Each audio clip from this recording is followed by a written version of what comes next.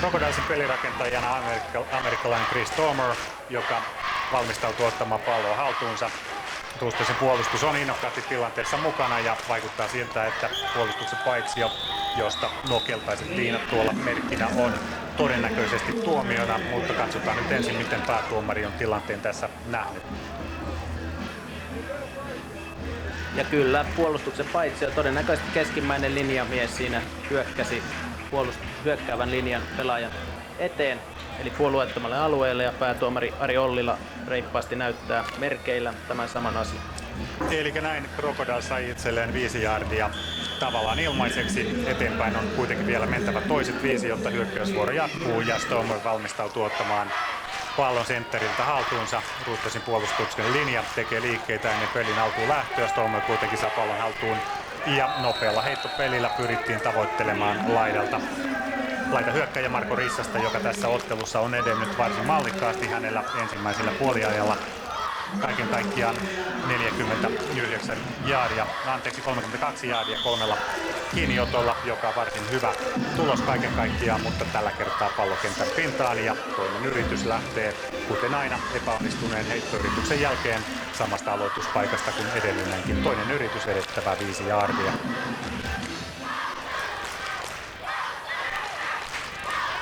Ja Stormer tällä kertaa antaa pallon keskushyökkääjälle, joka lähtee etenemään laitaa pitkin, kunnes hänet työnnetään laidalta ylitse. Perttu Grönfors on tuo pelaaja, joka menee eteenpäin riittävän määrän jaareja. Pallo tuodaan 48 jaardin viivalle, josta Crocodiles jatkaa ensimmäisellä yrityksellään. Perttu Grönfors on tulevaisuuden pelaaja. Hän on uusi kaveri, noin pari vuotta Crocodilesissa pelannut, ja on todettu, että hän voi olla yksi tämän ottelun yllättäjä. Crocodiles on muuten varsin konkaripitoinen miehistö, yksi ehkäpä keski-iältään liigan vanhimpia. He janoavat mestaruutta ja sitä pyritään hankkimaan muun muassa tällä pelillä kuitenkin. Vaikuttaa siltä, että tällä kertaa hyökkäyksen linja on väärän aloituksen tehneenä lähdössä eteenpäin, vai miten sinä tuon tilanteen näin? Kyllä siinä näytti siltä, että hyökkäyksen numero 59 ei muistanut millä lähdetään liikkeelle, ja tuomio on selvä. Hyökkäyksen linjassa hyökkäävät pelaajathan ovat täysin liikkumatta siihen hetkeen saakka, kunnes pelirakentaja antaa viimeisen komennon ja keskimmäinen hyökkäyksen linjamies, eli sentteri, antaa pallon taaksepäin pelirakentajalle. Sitä ennen täytyy olla paikallaan, kuten linja tällä hetkellä tuntuu olevan. Chris Tomer antaa ohjeita ja näin pallo haltuun. Hän putoaa hieman taaksepäin oikean laidan kautta, etsii tyhjää tilaa. Roosters puolustus hyvin mukana. Ja tilanteessa kaikista lähimpänä oli Roostersin puolustajan pelaaja numero 21, joka lähes onnistui katkaisemaan tuon Stormerin syötön. No, oli mielenkiintoinen tilanne. Pelirakentaja oli paljon aikaa heittää, mutta Roostersin takakenttä pelasi niin hyvin, että ei ollut vapaita, kelle heitetään, ja siitä syystä Vepsäläinen pääsi todella hyvin katkaisemaan. Ja tässä Stormer etsii tyhjää miestä.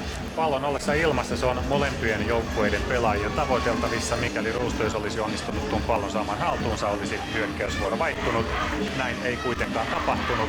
Toinen yritys Crocodilesilla edettävää matkaa tällä hetkellä 15 jaardia, ja pallo on heidän omalla kenttäpuoliskollaan 42 jaardin viivalla. Stormer ottaa pallon jälleen haltuunsa ja etsii tyhjää tilaa, mutta hyvin on tilanteessa mukana Roostersin puolustajat. Ja siinä säkki on tosiasia, eli pelirakentaja lyödään maahan aloituslinjan takapuolelle.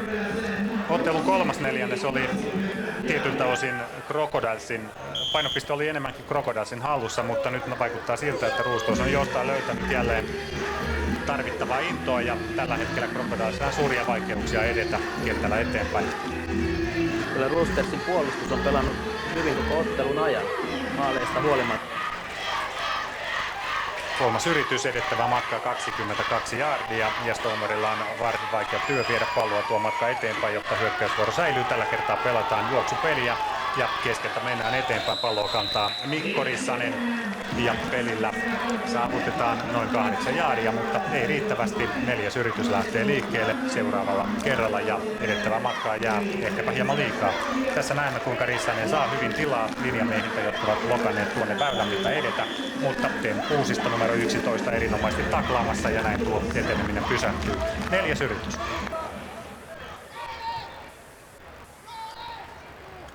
Ja neljännellä yrityksellä selkeästi vaikuttaa siltä, että Crocodiles pyrkii pallosta eroon. He eivät ota riskiä ja eivät pelaa.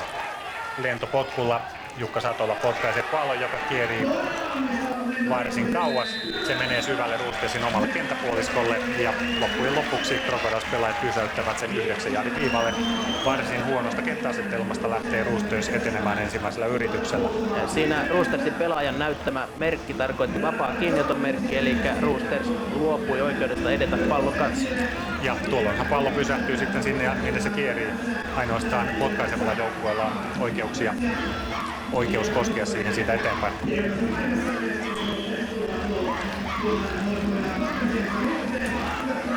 Yleensä vapaan kiinnioton tilanteessa luonnollisesti pelaaja pyrkii ottamaan pallon haltuun, toisin kuin tässä tilanteessa. Nyt kuitenkin Roostersin hyökkäysvuoro lähtee liikkeelle ensimmäisellä yrityksellä edettävää 10 jaaria. Edelleenkin penkki jatkaa pelirakentajana. Juoksupelillä pyritään ratkaisemaan tämä ongelma, kun päästä pois omalta kenttäpuoliskolta. Mutta ainakaan ensimmäinen yritys ei tuota tulosta. Vartiainen on pallon kantaja. Hänet taklataan kenttäpintaan ja näin toinen yritys lähtee liikkeelle puolta jaaria taaempaa. Siinä Jouni Ojala pelasi todella hienosti ja esti tuon juoksun.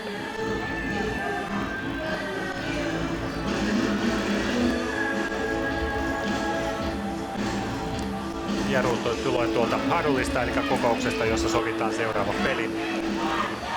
Linja jännettyy paikoilleen ja Petrus Penkki antaa komentoja ympäristöönsä. Se viimeinen komento on tulossa, mutta kuten näitte, pelaaja numero 79 linjassa todennäköisesti ei muistanut komentoa, jolla lähdetään liikkeelle ja näin tuosta tuloksena hyökkäyksen väärä aloitus. Ja numero 79 tuli todennäköisesti loukkaantuneen pelaajan numero 60, eli Virkin tilalle, joten voi olla, että keskittymisessä on ollut vähän vaikeuksia. Pallo on tällä hetkellä 4 jaardin päässä Roostersin maalista.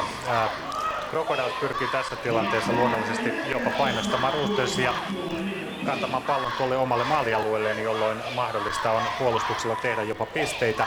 Roosters taas pyrkii vastakkaiseen, eli kipittämään eteenpäin. Matkaa kuitenkin vastustajan maaliin on tällä hetkellä 96 jaardia. Penkillä on siinä pähkinä ratkaistavaksi. Joka tapauksessa hän tarttuu siihen määrätietoisesti, antaa komentoja linjaan, joka on tällä hetkellä paikallaan. Ja lähtee hakemaan heittopeliä. Ja siinähän se tulee oma maali, eli Seinäjoen Crocodiles siirtyy johtoon. 15-13.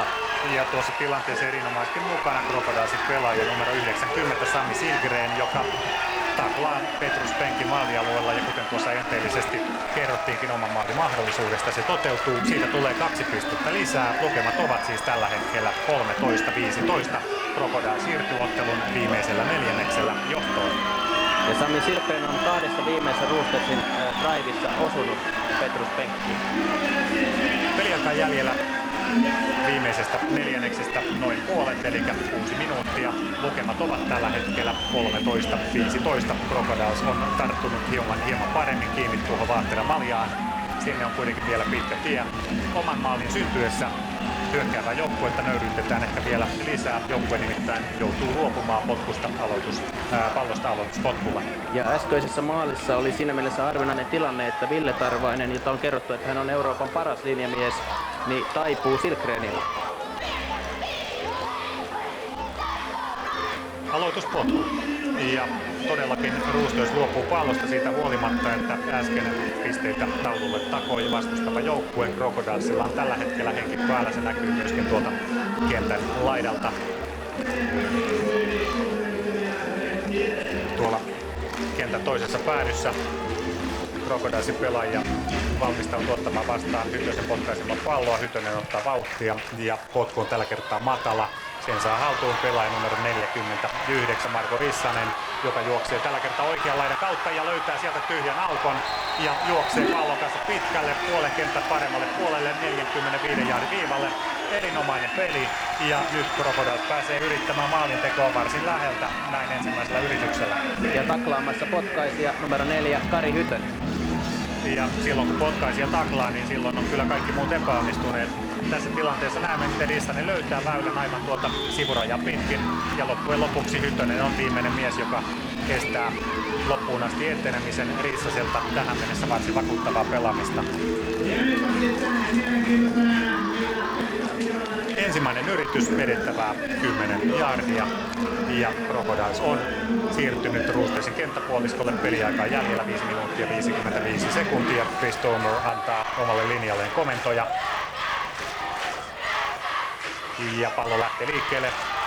Heittoyritys, joka osin epäonnistuu. Roosтерsin puolustuksen linjan läpi ryntäävät tukimiehet ovat hyvin tilanteessa mukana ja näin tuo Stonerin heitto ei mene aivan sinne, minne hän alun perin sitä ajatteli heittävänsä.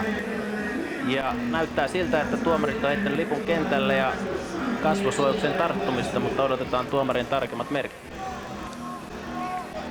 Roosтерsin ja Crocodilesin miehistön ehkäpä näitä selkeämpiä eroja on siinä, että Roosters, joka pelaa täysin kotimaisella miehistöllä, on onnistunut jyräämään ilman tappiota koko runkosarjan lävitse siten, että... Eli siinä on kasvosuojauksen tarttuminen, henkilökohtainen virhe, 15 jaardin rangaistus. Se ei ole huonoin mahdollinen aloitus. Näinpä näin siinä käy, eli takapakkia tulee. Roosters siis pelannut täysin puhtaan sarjan tähän mennessä. Joko mahtuu myös 5-0 peliä, joista ehkäpä viimeisin oli näyttävin välierä pelissä East City Giantsia vastaan. Crocodiles sen sijaan pelaa varsin mielenkiintoisella joukkueella, jossa kotimaisten pelaajien lisäksi löytyy 2 amerikkalaista ja 2 italialaista pelaajaa. Crocodilesin ensimmäinen yritys edettävää heillä tällä kertaa 25 jaardia.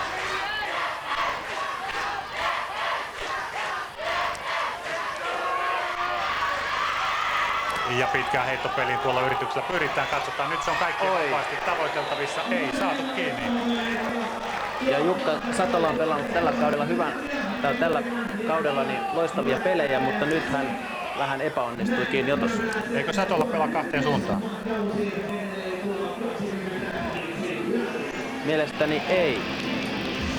Satola on aikaisemmin pelannut myöskin potkaisijana, mutta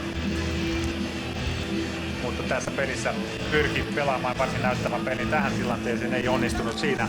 Crocodilesin toinen yritys edettävää 25 jaardia ja pallon heidän omalla kenttäpuoliskollaan johtuen siitä, että tilanteessa, missä he pallon saivat haltuun, tapahtuu virhe. Chris Tomer käynnistää peliä, antaa komentoja linjalle, pallo haltuun, pari askelta taaksepäin ja sen jälkeen nopea heitto Rissaselle. Rissanen juoksee vaakasuunnassa, ei vie palloa eteenpäin, kunnes lopulta sitten kierrähtää 3 jaardia. Ja näin tuolla pelillä mennään vähän eteenpäin, mutta ei riittävästi edettävää matkaa, jää vielä 23 jaardia, jotta hyökkäysvuoroa voidaan jatkaa. Mitä mieltä olet, Janne, jos rangaistusta jos olisi tullut, niin olisiko Crocodilet juoksusten edennyt ja käyttänyt kelloa? No, tässä tilanteessa johdossa oleva joukkue pyrkii luonnollisesti viemään kelloa mahdollisimman nopeasti eteenpäin, koska heillä on jatkuvasti etua siitä, että he ovat johdossa. Juoksupeli on se tapa, jolla sitä parhaiten viedään, mutta nyt on tilanne, toinen takapakki ja tuli ja 5 minuuttia peliaikaa jäljellä. Crocodilesilla on kuitenkin pallo halussaan. Stoner lähtee eteenpäin, nopea ja lyhyt heittopeli, mutta Roosτερsin puolustuksen linja on hyvin tilanteessa mukana ja näin tuolla pelillä mennään eteenpäin ainoastaan 2 jaardia ja vaikuttaa siltä, että Crocodiles joutuu luopumaan pallosta. Kyllä, Ervasti sai pallon kiinni, mutta ei päässyt etenemään. 4. yritys edettävää 20 jaardia. Crocodilesilla teoriassa on mahdollisuus pelata palloa eteenpäin tuossa tilanteessa, mutta ollessaan omalla kenttäpuoliskolla en usko, että näin tullaan tekemään, vaan tässä tilanteessa lentopotku, jolla pallo potkaistaan tuonne Roosтерsin kenttäpuoliskolle. Ja kyllä Satola on potkaisemassa, Janne oli oikeassa. No näin muistin, että Satola on nähty jo kentällä antamassa pallolle kyytiä, kuten tässä tilanteessa. Tällä kertaa pallo menee vasemmalta pitkälle pomppien, pysyy kentän laidalla. Ja ei ole Roostersilla helppo paikka aloittaa. Pallo on jälleen syvällä heidän kenttäpuoliskolla. Todella hieno potku, yli 47 jaardia ja tuolta on paha Roostersin lähtö. Edellisen kerran, kun Roosters lähti liikkeelle tästä samasta tilanteesta, tuloksena oli loppujen lopuksi oma maali, joten katsotaan nyt, miten Roostersin hyökkäys selviytyy. Ottelua peliaikaa jäljellä 3 minuuttia 59 sekuntia ja lukemat ovat Crocodilesin hyväksi edelleenkin 13-15.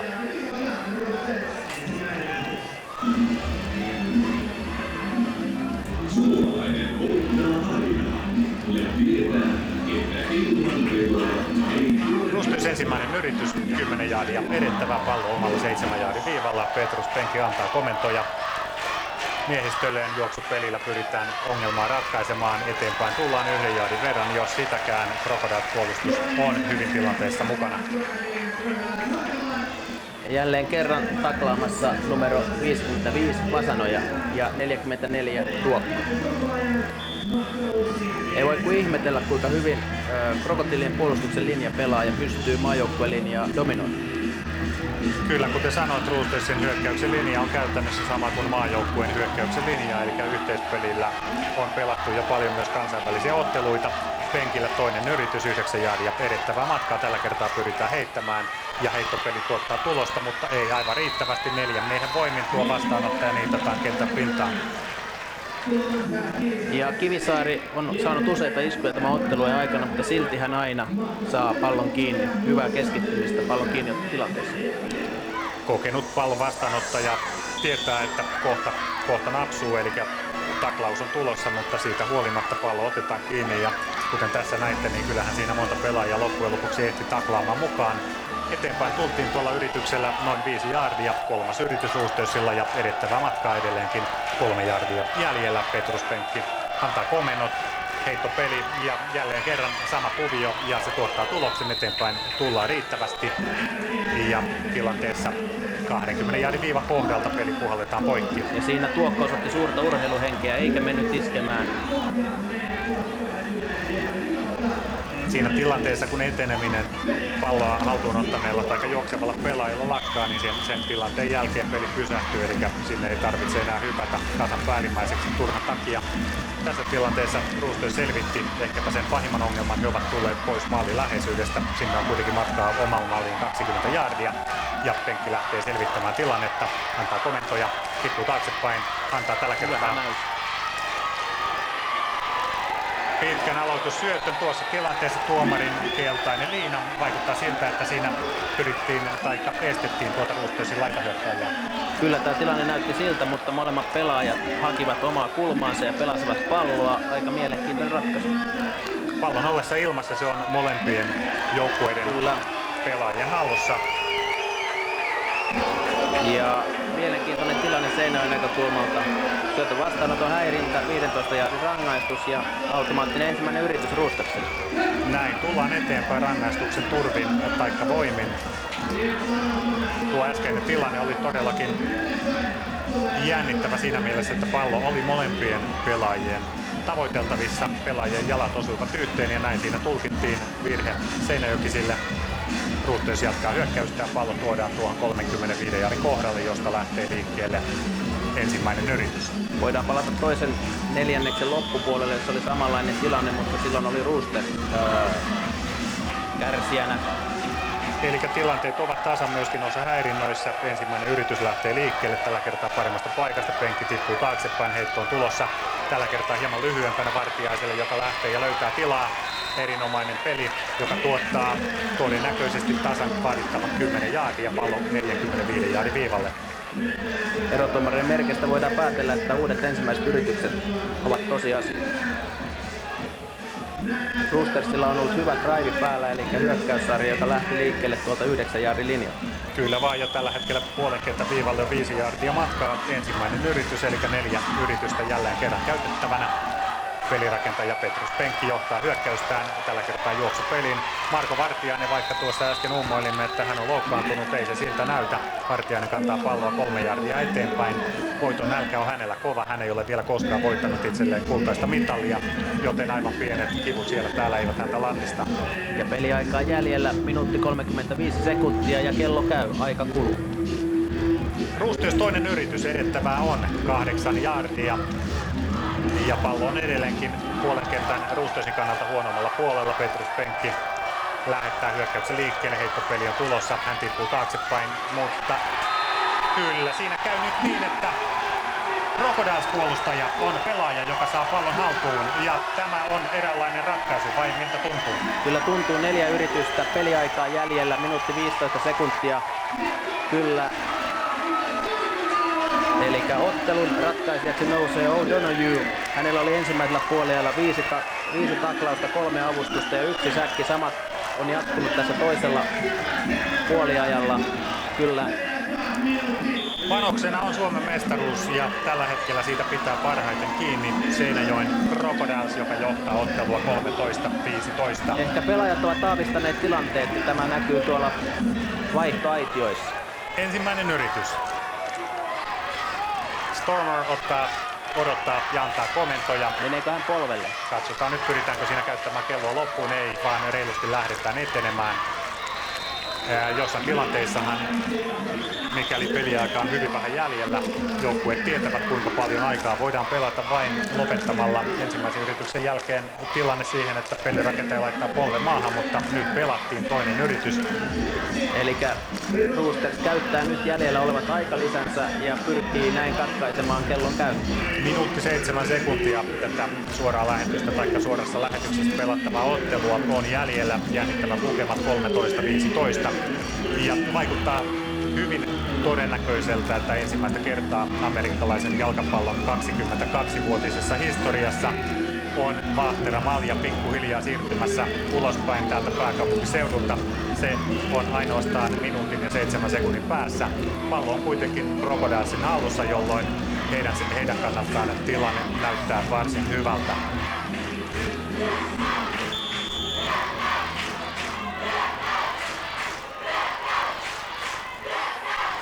Ja edelleenkin pelataan. Ja Rissanen tulee. Ja laidalta ylitse, jolla on aika pysähty. Rissanen kantaa palloa eteenpäin tulla riittävästi. Ja nyt kyllä sitten seinäjokiset saavat uudet 4 yritystä. Minuutti 1 sekunti aikaa. Mitä luulet, miten tästä mennään eteenpäin? Ja Seinäjoen vaihtoehtoissa huomattiin, että Rissanen juoksi uudet ensimmäiset yritykset ja harmiteltavasti kyllä kentän yli tai sivurajalta kentästä pois. Joten heidän pitää vielä pelata, mutta Minuutti, 1 sekunti. 1 sekunti on peli jäljellä. Jos ajatellaan, että Kroatiilien hyökkäystä 2 kertaa jaarin päässä maalilinjasta ja pallo on tippunut, niin kaikkea voi tapahtua. Mutta nyt mennään kasaan ja varmistetaan, että näin ei enää käy.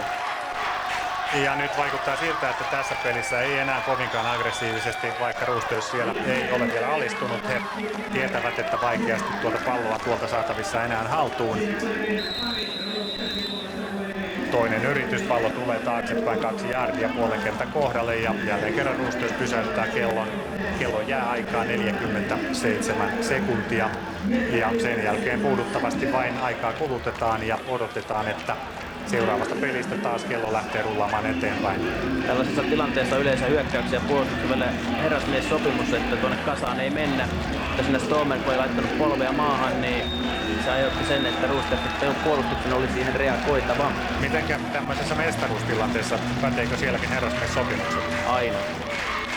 No, katsotaan miten tässä käy. Roostersin puolustus varsin innokkaasti on tilanteeseen vielä lähdössä liikkeelle. Ja kyllä siellä edelleenkin täysillä pelataan. Takapakkia jonkin verran lisää. 3. yritys lähtee liikkeelle. Nyt ei ole Roostersilla. Onko heillä paikka? 33 sekuntia ja kello käy. Puoli minuuttia. Ja Crocodiles käyttää kaiken mahdollisen ajan todennäköisesti vielä ottaa rangaistuksen pelin viivyttämisestä, koska heillä on yrityksiä jäljellä vielä 2 kappaletta. Kyllä he lähtevät pelaamaan vielä, jolloin se riittää. Ja sitten 4. yritys ja mestaruus on sitä myöten. 9 sekuntia peliaikaa. Crocodiles 3. yritys ja edelleenkin 2 sekuntia, 1 sekunti. Historiallinen hetki suomalaisessa amerikkalaisessa jalkapallossa on totta. Amerikkalaisen jalkapallon Suomen mestaruus on ensimmäistä kertaa lajin yli 20-vuotisen historian aikana viety pois pääkaupunkiseudulta ensimmäisenä joukkueena tuolta maakunnista. Seinäjoen Crocodiles voittaa mestaruuden, voittaa sen rehdin pelin jälkeen lukemin 13-15. Bronssi, hopea ja nyt kulta. Varsin määrätietoinen eteneminen Crocodilesin joukkueelta kaiken kaikkiaan ja juhlat ovat varmasti sen mukaiset. Ja kun toinen voittaa, toinen häviää. Roosters hävisi tällä kaudella vain 1 ottelun, monta nollapeliä ja kyllä pelaajat ovat masentuneet. Kyllähän kaikki odottivat, että Roosters on tämän ottelun melko varma voittaja, mutta lukuisat loukkaantumiset ja totta kai sitten se on hyvä peli. Merkitsi sitä, että tänä vuonna mestaruus vaihtuu. Näin Roosters ei saa historiallista 7. perättäistä mestaruutta. Historiallisen mestaruuden saa Crocodiles, joka näin vie Vaahtera Maljan pois täältä Helsingistä. Janne, kuten aavistelimme, nähtiin tänään hieno thrilleri. Katkes mihin? No, ratkesi, uskoisin ensinnäkin tietysti lähtöasenteeltaan siihen, että aivan parhaassa pelikunnossa Roosтерsin joukkue ei ollut. Sen sijaan seinäjokiset olivat selkeästi nälkäisempiä ja se näkyi aivan myöskin heidän vaihtoaitiossaan, jossa pelaajat jännittivät koko ajan tilannetta. Tässä näemme amerikkalaisen jalkapalloliiton puheenjohtajan Roope Norosen, joka kantaa tuota Vaahtera-maljaa, jonka aikanaan Kanadan suurlähetystö on lahjoittanut tähän kiertopalkinnoksi. Ja nyt 22. kertaa se luovutetaan mestarille ja ensimmäistä kertaa tuohon pokaaliin tullaan kaivertamaan Crocodilesin nimi.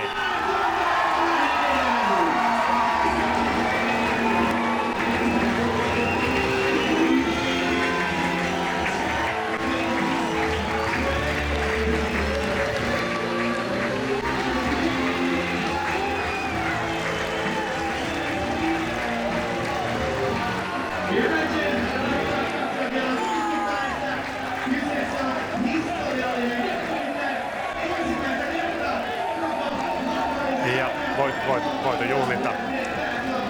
voitojuhlinnan huumaa on mukava katsella, sillä tämä ilo on täysin vilpitöntä. Crocodiles tulee kuljettamaan tuota pokaalia tänään pitkälle.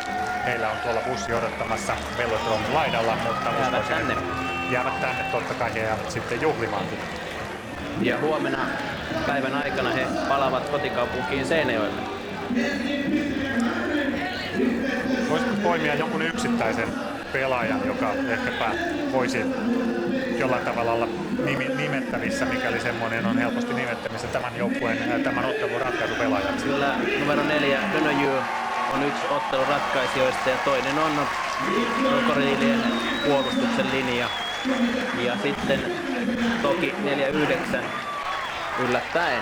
Marko Rissanen saa tällä hetkellä palkinnon. Hän eteni varsin reippaasti. Yleensä palkinnot annetaan helposti nimenomaan näille hyökkäyspelaajille.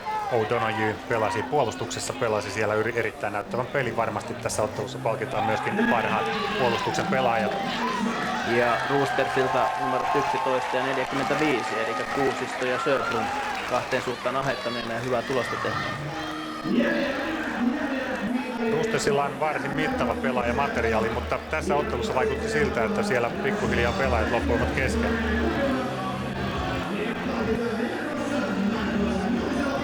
Hienoa. Vesa Jalava, Seinäjoki lähti täysin alta vastaana peliin.